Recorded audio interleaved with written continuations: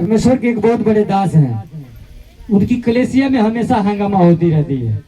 और मैं इसलिए नहीं कि शिकायत करता हूँ, मैं इसलिए बता रहा हूँ कि वो मुझे क्या इज्जत लेके बुलाते हैं। कमलेशवा मेरे पास फोन किया था, आया था, मेरे से प्रार्थना करा के गया, लेकिन ये बात मुझे पता चला। मैं बोला ठीक है, प्रभु उनको आशीष दे। प्रभु इतना आशीष भर भर के दिया है कि जब तक उनकी जुबान सुधरेगी नहीं, प्रभु उनको आशीष देता रहेगा और मैं भी आशीष देता रहूंगा। आप पास्टर है तो हम कोई बाल काटने वाला नहीं है, हम भी परमेश्वर के दास हैं। जितना सामान आपका है उसमें चौवनी भर कम नहीं है। और आप हर जगह किसी पास्टर को नीचा दिखाएंगे, परमेश्वर आपको नीचा दिखाएगा।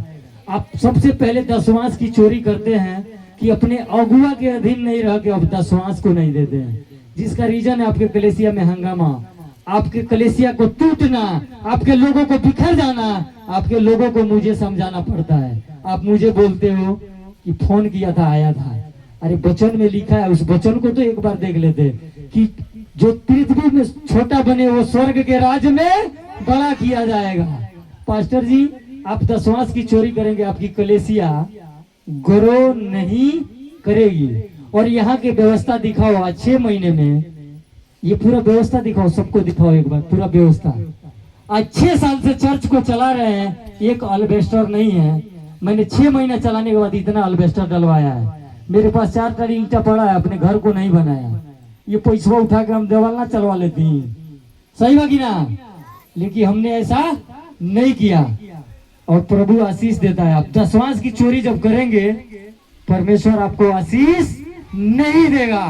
अपने अगुआ के अधीन रहना पड़ेगा और हर महीने का दशवांश आपको देना पड़ेगा। प्रभु आपको तब बढ़ाएगा, फलवंत करेगा और जहां कहीं आप जाएंगे वहां परमेश्वर सफल करेगा यीशु के नाम में। जोरदार ताली बजाओ। इसलिए नहीं कि मैं पहले क्या था, पहले किसी के बुलाने से किसी के घर खाने चला जाता था, लेकिन एक दिन होली स्पिरिट मेरे कान में आवाज दिया कि तू कहीं जाता है और कहीं भी खाता है और प्रार्थना नहीं कर रहा है, जो फोन आ गया तो चला जाता है। मैं बोला यार परमेश्वर का कुछ मनसा है कि परमेश्वर मुझे कहीं भी जाना देना नहीं चाहता है। आज बहुत सारे पास्टर है, गांव गांव घूम के 20 लोग मेरे पीछे लगे हैं, लेकिन फिर भी इतनी पब्लिक उनके पास नहीं है। वो क्या बोलते हैं, वो प्रोटेक्ट करते हैं। ये बहुत बड़े दास का मैं गवाही सुन रहा था, वो गए कलेसिया एक जगह प्रचार करने के लिए, तो एक औरत मिली और वो 6 साल 8 साल से सेवकाई कर रहे थे। 4 लोग चर्च में थे, बढ़ता नहीं था। वो सोचे कि अब मैं बाहर जाके सुसमाचार सुनाऊंगा। वो अपने मर्जी से फास्टर कर रहे थे, अपने मन में पास्टर बन गए थे, लेकिन प्रभु ने उन्हें पास्टर नहीं बनाया था। और मैं एक बात बता दूं कि जिस जगह आप जाएंगे, परमेश्वर आपको पास्टर बनाया है, आप उस जगह जाएंगे, आपके बगल में 20, 30, 40, 50 लोगों की भीड़ लग जाएगी। वो पास्टर जी क्या कि प्रार्थना करते रहे। उस औरत के पास गए समाचार सुनाने के लिए, बोले कि तुम स्वर्ग में जाओगे। औरत बोलती है ये तो मेरा भैंस का तबीला, एक मेरा रूम और उसी में मेरा पति पैर से लंगड़ा और दारू पी के बड़ा उसी में पेशाब भी करता है, ये की रूम है। मैं इससे बड़ा नरक में नहीं, आप आओ मैं प्रार्थना करूंगा, आप स्वर्ग जाओगे। बोलते ये स्वर्ग कैसा होता है, उसको पता ही नहीं है स्वर्ग कैसे होता है।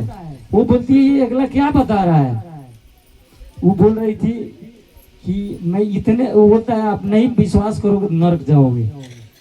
बोली मैं इससे बड़ा नरक में नहीं रहती हूँ। बुला के दिखाई, ये मेरा घर है, मेरा पति है, मेरा भैंस का तबेला है, और देख इससे बड़ा नरक क्या हो सकता, मैं ऑलरेडी नरक में हूँ। हालेलुया, समझ रहे हैं बात को। और वो बात समाचार सुनाने के लिए कौन गए थे, परमेश्वर के दास। बोलते थे कि आओ मैं प्रार्थना करूंगा, तुम स्वर्ग को। लेकिन ये नहीं, आज कुछ पास्टर ऐसे हैं कि जाके बोल रहे हैं कि अरे हमारे कलेसिया यही जब रोगा छोड़ के हो जा चल जाता नहीं, आई हम प्रार्थना करे सारा काम हो का ना, हम प्रार्थना करो तो का ना हो। बाइबल बताती है कि परमेश्वर ने एक जगह पे क्या किया, पौधे को लिया और पानी में डाल दिया और पानी शुद्ध हो गया, मीठा हो गया, जो पानी खरा था। दूसरे जगह ये लिया नबी ने क्या किया, पानी में नमक एक प्याले में डाल के लेके आया, पानी में डाला और पानी शुद्ध हो गया।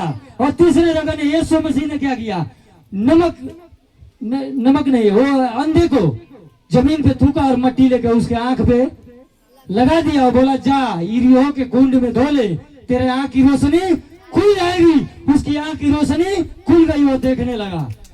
यीशु मसीह ने ये नहीं कहा कि आओ मैं तो परमेश्वर का पुत्र हूँ, मेरे लिए भविष्य आकाशवाणी हुई है, मैं प्रार्थना करूंगा तुम देखने लगोगे। नहीं, उन्होंने मट्टी पे थूका और सान के लगा दिया और अंधे से बोला कि जाओ उस कुंड में धो ले, और वो गया धोने, उधर से देखता हुआ वापस आया। फिर एक जगह और एक अंधा है, वो बोलता है हे प्रभु दाऊद की संतान मुझ पे क्या कर, मुझ पे दया कर। परमेश्वर बोलते हैं मेरे पास आने दो इसको। उसके इर्द गिर्द बहुत चमचे लोग थे, बोलता है चुप रहा, वो जा रहा है, वो नहीं सुने। परमेश्वर ने बोला उसको मेरे पास लेके आओ। फिर लेके गए, चल बुला रहा है, गए। वो बोलता है प्रभु मुझ पे दया कर।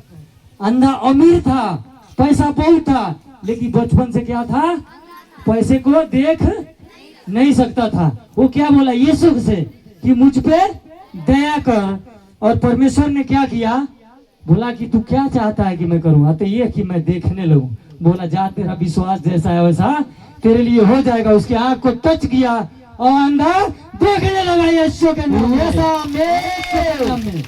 इसलिए कि परमेश्वर अपने लोगों को अलग अलग तरीके से, और परमेश्वर ने क्या किया, एक साउल था जो वो कलीसिया के लोगों को मारता था, लेकिन परमेश्वर ने जब उसको रोशनी के द्वारा टच किया, वो गिर गया, उसकी आंख की रोशनी चली गई।